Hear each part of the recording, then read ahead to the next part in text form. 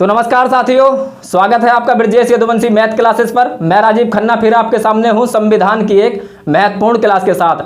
आज की वीडियो में जो हम चर्चा करेंगे वो करेंगे विधान परिषद के बारे में। लेकिन उससे पहले हम जान लेंगे विधानमंडल क्या है, विधानमंडल की संरचना क्या होती है, इसका गठन कैसे होता है। तो आइए थोड़ा थोड़ा मोटा मोटा हम समझ लेते हैं कि विधायी का जो यहाँ पर आप लिखा हुआ देख रहे हैं इसका क्या तात्पर्य है और ये हमने क्यों यहाँ पर लिखा है। तो दोस्तों आप जानते हैं हमारे देश में संघात्मक कार्य प्रणाली को अपनाया गया है और संघात्मक कार्य प्रणाली का अर्थ ये होता है दो स्तर पर सरकार का गठन होना। तो आप जानते हैं हमारे देश में सरकार का दो स्तर पर गठन होता है, केंद्र स्तर पर और राज्य स्तर पर। अब जान लेते हैं विधायिका का कार्य क्या होता है। विधायिका का कार्य होता है कोई भी बिल बनाना, कोई भी विधेयक बनाना, कोई भी कानून बनाना। तो दोस्तों ये दो अलग अलग स्तर पर कार्य करती है, केंद्र स्तर पर और राज्य स्तर पर। केंद्र स्तर पर यह संसद का रूप ले लेती है और राज्य स्तर पर यह विधानमंडल का रूप ले लेती है। अब संसद के 3 अंग होते हैं, राष्ट्रपति, राज्यसभा, लोकसभा। उसी प्रकार राज्य में भी विधानमंडल के 3 अंग होते हैं, राज्यपाल, विधान परिषद और विधानसभा। अगर आप तुलनात्मक दृष्टि से इसको देखना चाहें तो जहां केंद्र में राष्ट्रपति होते हैं वहीं राज्य में राज्यपाल होते हैं। केंद्र में जहां राज्यसभा है वहीं राज्य में विधान परिषद है। केंद्र में जहां लोकसभा है वहीं राज्य में विधानसभा है।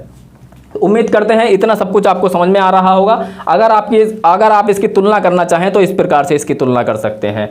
अगर बात करें पढ़ाई लिखाई की तो आप जानते हैं कि हमने ये वाला जो हिस्सा है केंद्र वाला, ये संपूर्ण हमने पढ़ लिया है, चाहे कार्यपालिका का हो या फिर विधायिका का हो। तो हम केंद्र तो पूरा समाप्त कर चुके हैं। अब जो चर्चा चल रही है वो राज्य की चल रही है। तो आज जो हम शुरुआत करेंगे वो विधानमंडल से शुरुआत करेंगे और विधानमंडल में भी हमने राज्यपाल पढ़ लिया है। आज जो बात होगी वो होगी विधान परिषद की।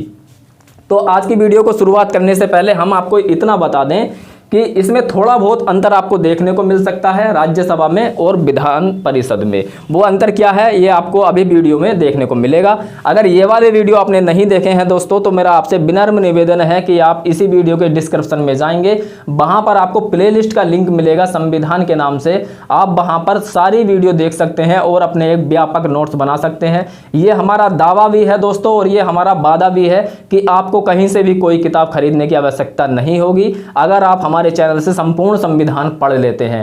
एक भी प्रश्न आपकी परीक्षा में नहीं छूट सकता है। बस शर्त यही है दोस्तों कि आपको मेहनत करनी होगी हमारे साथ साथ, क्योंकि कदम से कदम मिलाकर चलते हैं तभी मंजिल हमारे नज़दीक आती है। तो इसलिए दोस्तों जितनी मेहनत हम करते हैं कम से कम उसका आधा ही आप कर लीजिए, क्योंकि आप जानते हैं अगर हमारे साथ आप संविधान की क्लासें लेते हैं तो आधा तो आपको पढ़ते पढ़ते ही याद हो जाता है। तो चलिए दोस्तों ज़्यादा देर नहीं करते हैं, शुरुआत करते हैं आज के वीडियो की। तो हम जानते हैं विधानमंडल के बारे में, विधानमंडल की संरचना और इसका स्वरूप कैसा होता है। ठीक है, तो आप तैयार हो जाइए, पेन और एक रजिस्टर, ये एक कॉपी लेकर के, और आप लिखते रहिए जो आपके काम का है, नोट बनाते रहिए अपने। ठीक है, तो बात करते हैं विधानमंडल की। अच्छा दोस्तों, जैसे कि मैंने आपको जब राज्यपाल पढ़ा रहा था तब भी मैंने आपको बताया था कि हम भाग 6 में प्रवेश कर चुके हैं। संविधान का जो भाग 6 है इसमें प्रवेश कर चुके हैं और इसका नाम था राज्य। और इसका जो प्रावधान है हमारे संविधान के अंतर्गत वो आर्टिकल 152 से लेकर 237 तक किया गया था।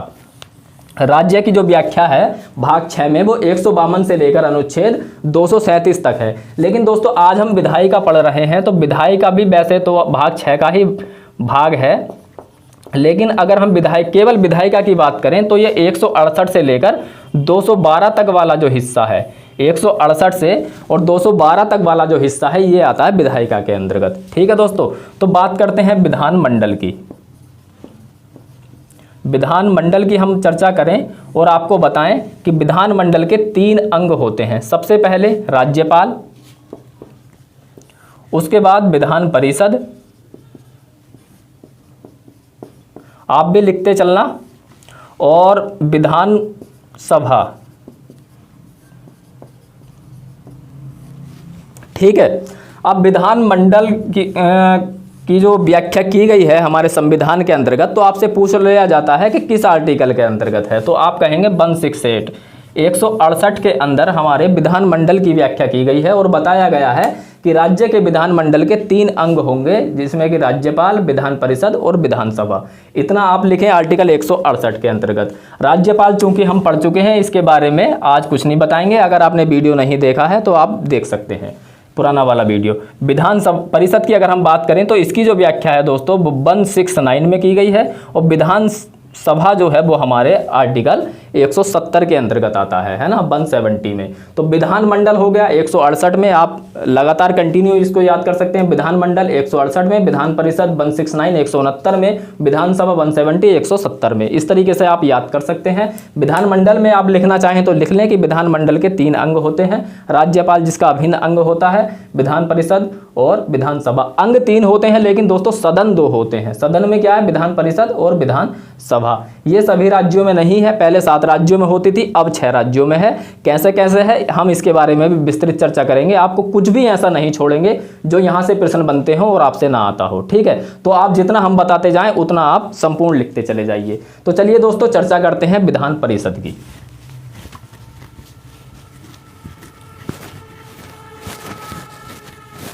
विधान परिषद, तो सबसे पहले आप अनुच्छेद लिखेंगे 169 169 और इसमें दोस्तों विधान परिषद की गठन एवं समाप्ति के बारे में बताया गया है। गठन एवं समाप्ति के बारे में बताया गया है। सीधा सीधा आपसे यही पूछ लिया जाता है कि विधान परिषद का गठन या समाप्ति किस अनुच्छेद के अंतर्गत है, तो आप कहेंगे 169 169 के अंतर्गत है। अब दोस्तों इसके अंदर से जो सवाल आपसे पूछे जा सकते हैं हम उसके बारे में चर्चा करते हैं और आपको समझना भी जरूरी है कि इसका गठन कैसे होता है और इसकी समाप्ति कैसे होती है। तो दोस्तों जिस राज्य में विधानसभा होती है, आपको हम बता दें कि भारत के अंतर्गत इस समय 28 राज्य हैं वर्तमान में और सबके अंदर आपको विधानसभा देखने को मिलती है क्योंकि ये अनिवार्य सदन होता है। लेकिन कुछ 2 राज्य ऐसे भी हैं जो केंद्र शासित प्रदेश हैं लेकिन उनके अंदर भी विधानसभा है, एक दिल्ली है और एक पुदुचेरी है। ये 2 केंद्र शासित प्रदेश ऐसे हैं जिनके अंदर विधानसभा का प्रावधान किया गया है। लेकिन बाकी जितने हमारे साधारण राज्य होते हैं उनमें सभी में हमारी विधानसभा होती है। तो ये आपने समझा।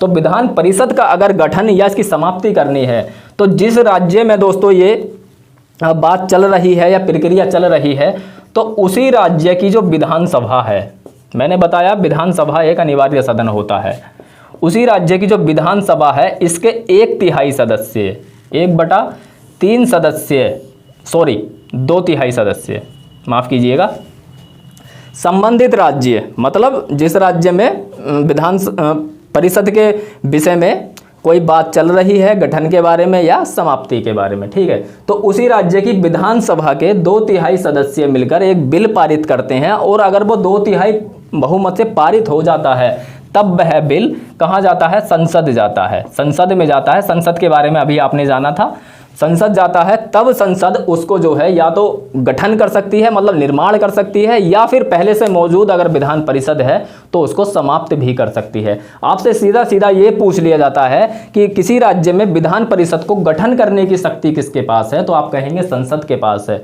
अगर आपसे ये पूछ लिया जाता है कि उसकी समाप्ति की शक्ति किसके पास है तो आप कहेंगे संसद के पास है। ये ऑब्जेक्टिव प्रश्न वो है दोस्तों जो आपसे छूट जाते हैं या आपको अच्छे से समझ में नहीं आते हैं। हाँ, संसद के पास जरूर है लेकिन दोस्तों वो उस राज्य की विधानसभा द्वारा 2/3 बहुमत से पास हुआ हो। लेकिन बात अगर नॉर्मल शक्ति की चले तो आप लगाएंगे संसद के पास है, ठीक है। तो इतना आपको समझ में आया। अब बात करते हैं दोस्तों विधान परिषद की संरचना की। ये आपने समझा अच्छे से किस तरीके से गठन होता है, किस तरीके से समाप्ति होती है, ठीक।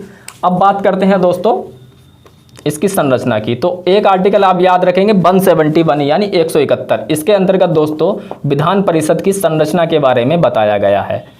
विधान परिषद की संरचना के बारे में बताया गया है और ये संरचना क्या होगी इसे हम सीटों के हिसाब से देखते हैं।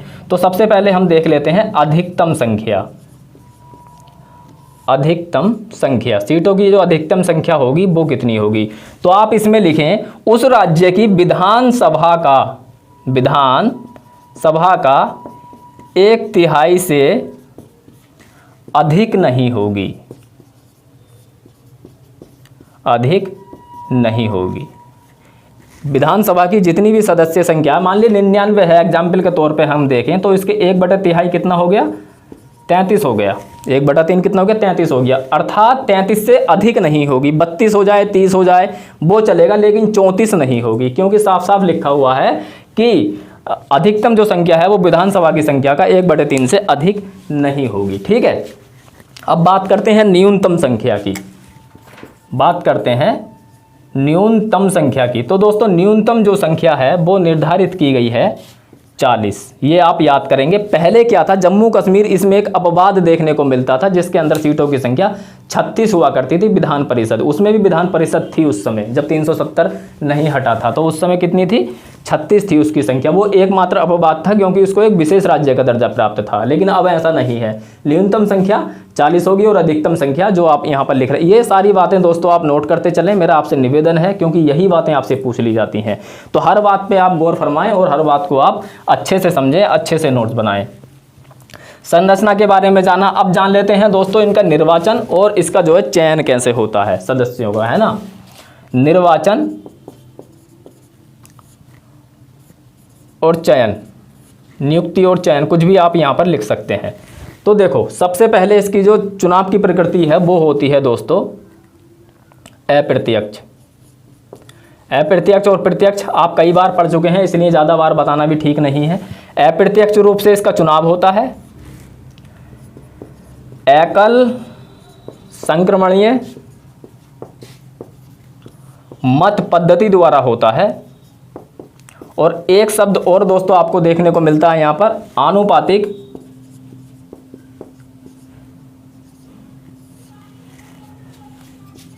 मत प्रणाली या पद्धति। जो भी आप लिखना चाहें वो लिख लें, तीनों लिख लें, तीनों में से कोई सा भी आपसे पूछा जा सकता है। अप्रत्यक्ष रूप से होता है, एकल संक्रमणीय मत पद्धति द्वारा होता है, ठीक है। तो ये है इसके चयन की प्रक्रिया। अब दोस्तों इसके सदस्यों का जो चयन है वो कैसे होता है, उनकी नियुक्ति कैसे होती है, उनका निर्वाचन कैसे होता है। तो ये दोस्तों 5 प्रकार से होता है। कितने प्रकार से होता है, 5 प्रकार से होता है। अगर आप किसी किताब के माध्यम से पढ़ेंगे तो शायद आपको समझने में थोड़ी दिक्कत आए, चूंकि आप दोस्तों ब्रजेश यदुवंशी मैथ क्लासेस पर पढ़ रहे हैं, इसलिए हम चीज़ें आपके लिए बहुत ही ज़्यादा आसान बना देते हैं ताकि आपको लंबे समय तक याद रहे। तो देखो, पहला प्रकार में आप लिखें 1/3, दूसरे में 1/3, तीसरे में लिखें आप 1/6, चौथे में लिखें आप 1/12 और 5वें में लिखें आप 1/12। इस तरीके से आप याद कर सकते हैं, ठीक है। 1/3, 1/3, 1/6, 1/12, 1/12, ये क्या है, ये सदस्यों की संख्या है। अब इन्हें कौन कौन नियुक्त करेगा, तो इसमें आप लिख सकते हैं दोस्तों संस्थाएं। 1/3 सदस्य संस्थाएं नियुक्त करती हैं। अब संस्थाएं क्या क्या हो सकती हैं, जैसे कि स्थानीय संस्थाएं हो गई, नगर पालिका हो गई, जिला बोर्ड के मेंबर्स हो गए, इनका एक निर्वाचन मंडल बनता है और ये सब मिलाकर जो है विधान परिषद के 1/3 सदस्य को निर्वाचित करते हैं, ठीक है। अब 1/3 ये बचे, तो ये करते हैं दोस्तों विधानसभा के सदस्य, उसी राज्य की विधानसभा के सदस्य। अब 1/6 ये तो हम आपको बता भी चुके थे राज्यपाल के कार्यों में, राज्यपाल की शक्तियों में, इसको करते हैं राज्यपाल नियुक्त, राज्यपाल मनोनीत करते हैं, ठीक है। कला के क्षेत्र में, विज्ञान के क्षेत्र में, सामाजिक में, शांति में, है ना, जो स्पेशल एक महत्वपूर्ण स्थान रखते हैं उन व्यक्ति को ये रख देते। 1/12 ये दोस्तों स्नातकों द्वारा, मतलब विद्यार्थियों द्वारा, स्नातकों द्वारा।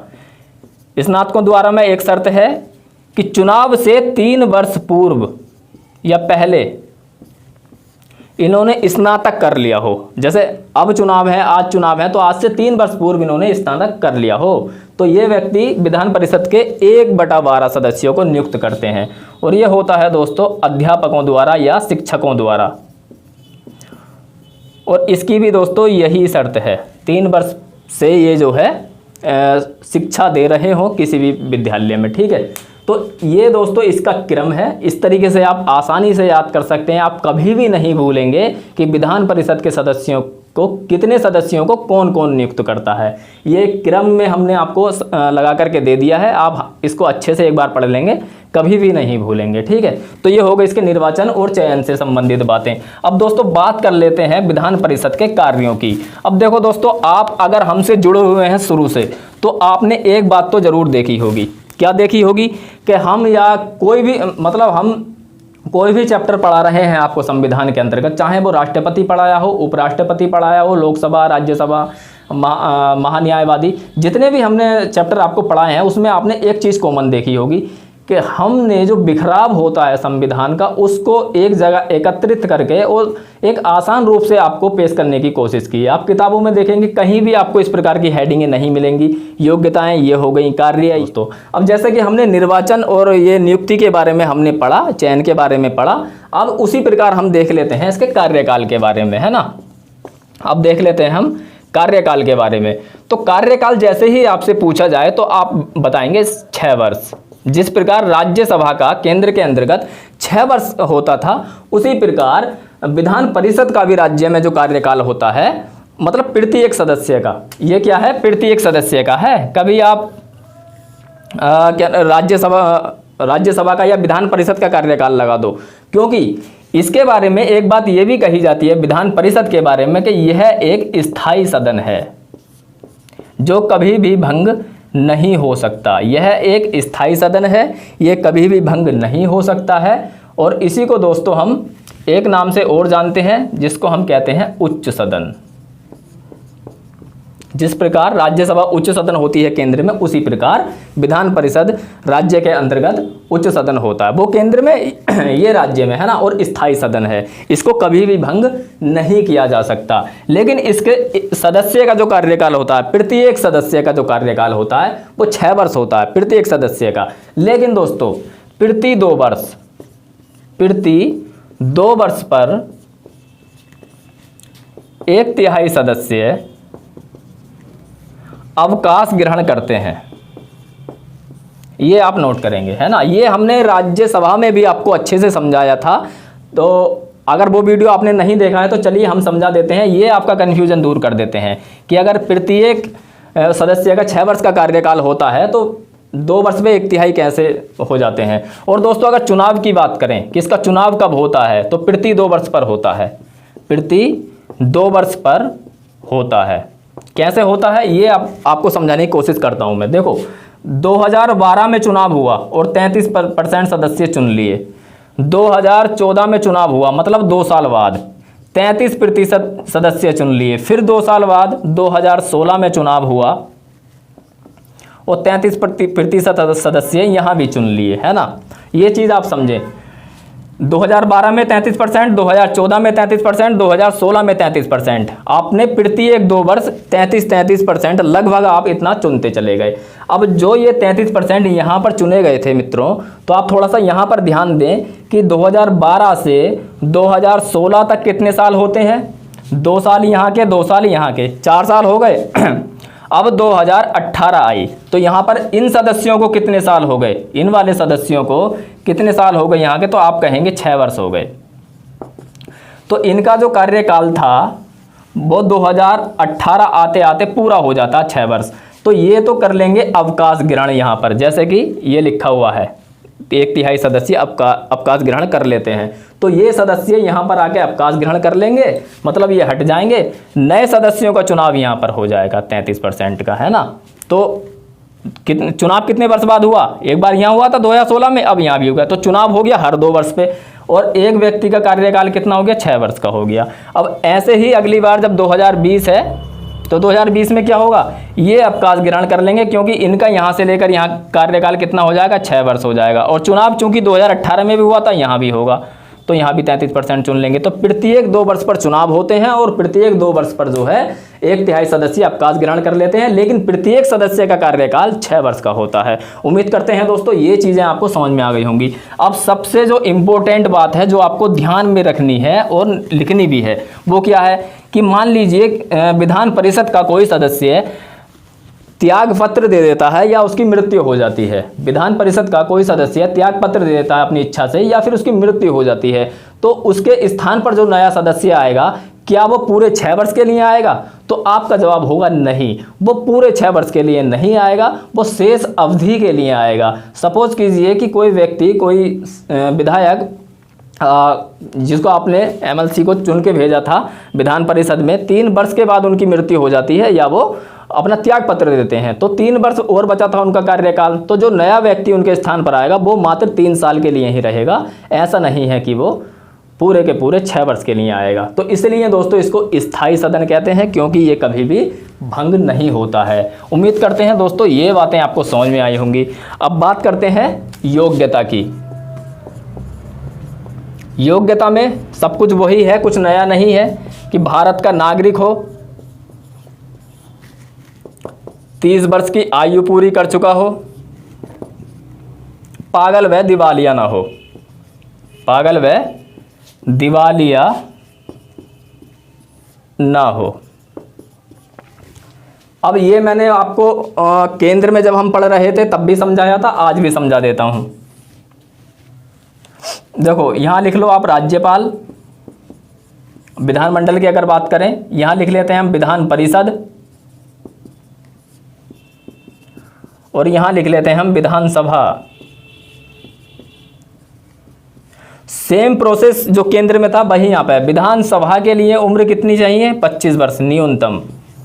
विधान परिषद में 30 वर्ष, राज्यपाल में 35 वर्ष। तो आप इस क्रम से याद कर सकते हैं, विधानसभा, विधान परिषद, राज्यपाल, 25, 30, 35। ठीक है, तो ये आपको याद करने के तरीके भी मैं छोटे छोटे बताता रहता हूँ ताकि आप कभी भी ना भूलें। अब योग्यता में इसकी बात हमने कर ली। अब समझ लेते हैं दोस्तों इसके बारे में विशेष बातें, कुछ विशेष बात कर लेते हैं। सबसे पहले अगर इसके कार्यों की बात करें तो साधारण बिल, दोस्तों 2 तरीके के बिल होते हैं, एक साधारण बिल होता है, एक स्पेशल बिल होता है। तो साधारण विधेयक, साधारण विधेयक को विधान परिषद अपने पास कितने समय के लिए रख सकती है? तो आप लिखेंगे अधिकतम 4 महीने तक।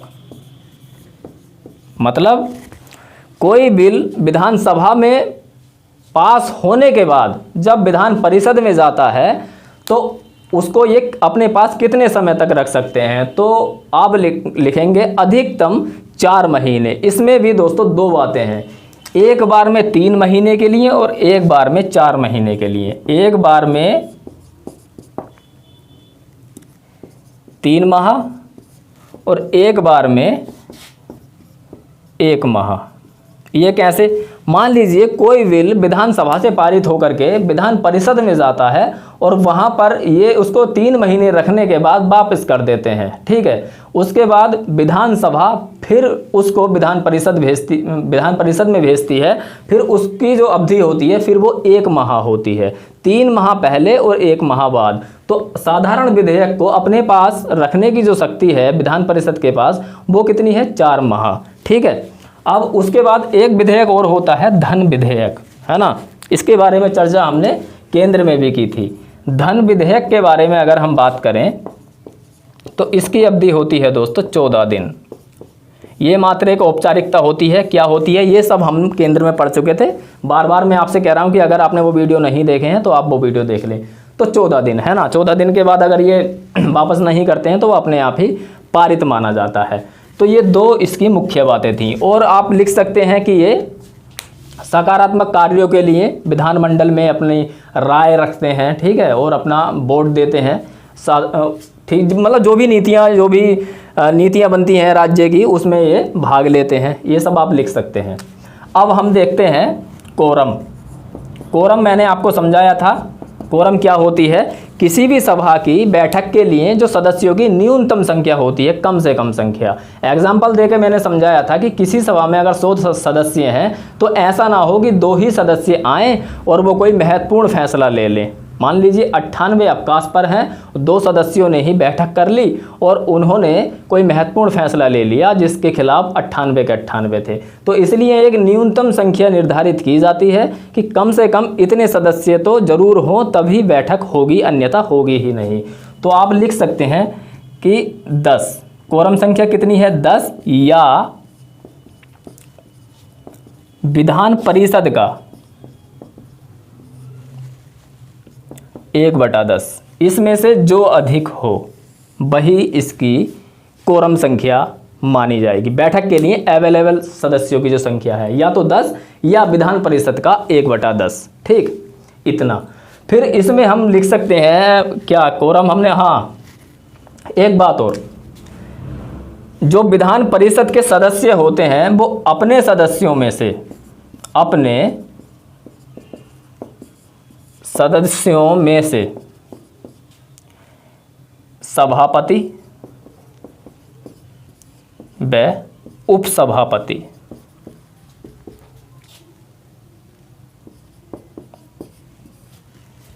चुनते हैं।